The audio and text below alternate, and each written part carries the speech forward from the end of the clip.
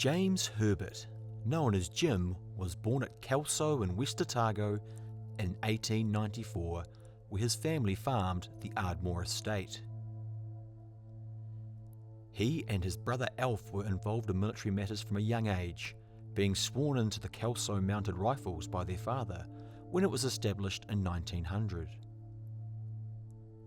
Both continued to serve in the territorials after 1911 and were captains in the Otago Mounted Rifles by the time war was declared in August 1914.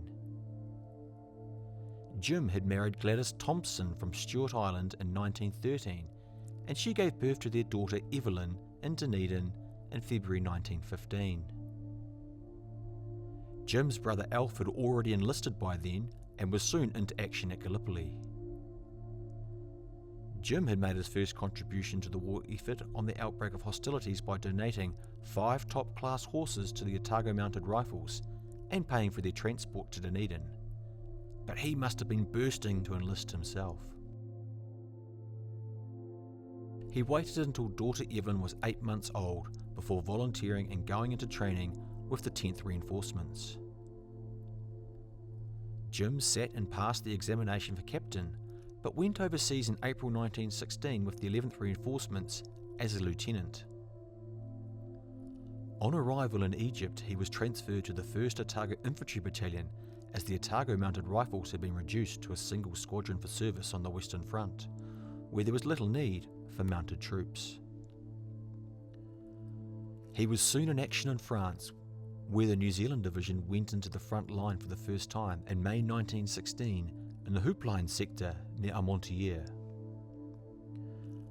For the next 3 months, the New Zealand infantry battalions rotated in and out of the line as they learnt their craft in what was considered a quiet sector of the Western Front.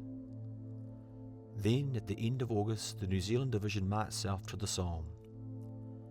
A massive British offensive had been underway there since 1 July, and it was now the New Zealanders' turn to play a part in the campaign. The New Zealand Division entered the fray on 15 September 1916, taking a lead attack on the village of Flers. This was part of the third phase of the First Battle of the Somme, officially known as the Battle of Flers-Courcelette. The first day of the battle was considered a great success, and the New Zealand battalions were able to take the village of Flers itself and push on beyond. They had advanced 2.3 kilometres, an unprecedented distance on the Somme campaign, but at a loss of some 2,000 men. After this success, the New Zealand Division was to be kept in the front line for 23 days in total and make significant further advances. The 1st Otago Battalion suffered catastrophic losses on 27-28 September 1916, however, in an attack on the Germans' grid trench system. Crossing a sunken road, they were exposed to a German position that had been missed by the artillery barrage. Amidst withering machine gun fire, the Otago 14th and 4th Companies were literally swept away.